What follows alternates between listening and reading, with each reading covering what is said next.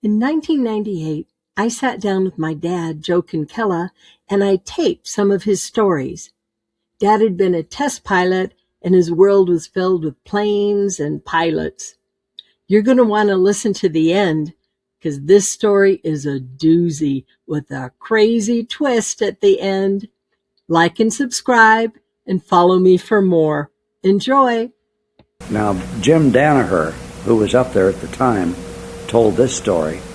We were at dinner in the officers' club there at Tyndall. Jim Danaher, and I don't remember a couple of the other pilots, and we hadn't been there very long. Somebody said, "Hey, Jim, you were up in the Aleutians."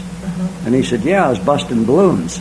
Yeah. See, that was when the Japanese were sending the balloons over loaded with explosives. We had a P38 squadron up there that would go up and shoot in the daytime in the 30, 35, 40,000 feet. Was that because the jet stream was bringing them over? Yeah. And where were they mostly, the ones that they missed, or before they realized they needed to do that, where were they hitting? In Washington, Idaho.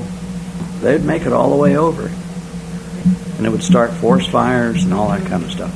But they wouldn't blow up. They'd wait until somebody had to touch them. Well, a whole family was killed by one set. A minister, his wife, and 3 children.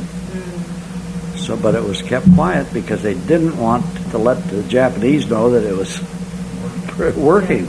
Yeah. And so they had this P-38 squadron up there to shoot them down. Well, they were fairly successful, but some of them were coming through at night and they wouldn't see them.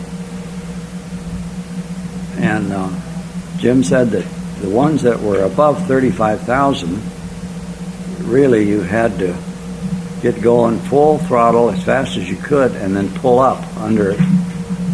And because you couldn't really get up to them, 38, 39, and then you'd fire your guns at them, and your wingman would tell whether you hit it or not. Because at that altitude and temperature, when you started firing the guns, the windshield would coat with ice. You couldn't see, forward. And so, anyway, they got a lot of the balloons. So then that was pretty successful. And then Lindbergh come up and said, "Okay, let's go to Japan." Yeah. "You're crazy. We don't have any airfields in Japan. Where are we going to get fuel?" "Oh, we're going to fly down there and back." "Can't be done." He said, "Well, I'm going with you on the first mission." And he gave them all the power settings and the whole bit, and they went out and practiced. Then they flew to Japan. Now, they were down in Japan and coming back in these long flights, and they were on the deck. So they were 200 and 300 feet, clear of the waves. In the North Pacific, the waves are probably higher there than they are any place in the world. They're up 75 to 100 feet in extreme conditions.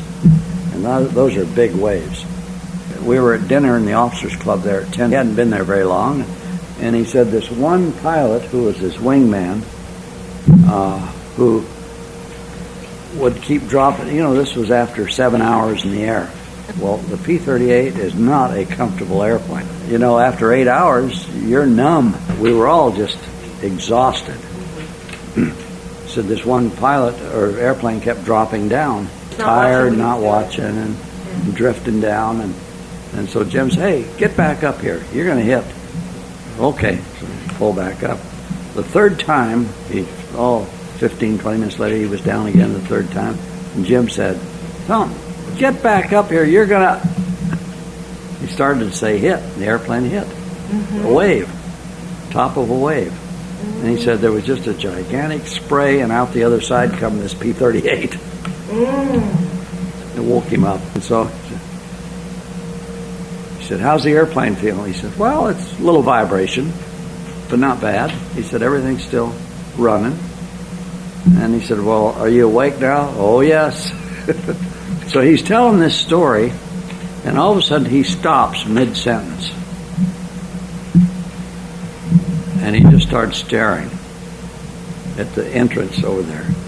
And he said, "My God, there he is. He's coming through the door." And he stood up and hollered at him.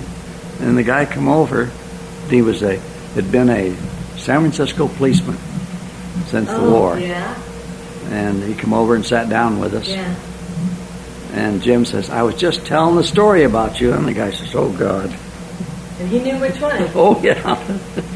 Nope. That's all he says, oh, God. Really? Thank you for listening to the end. Now let me ask you something. Had you heard about the balloon bombs before this? Let me know. This is the test pilot's daughter saying, until next time, over and out.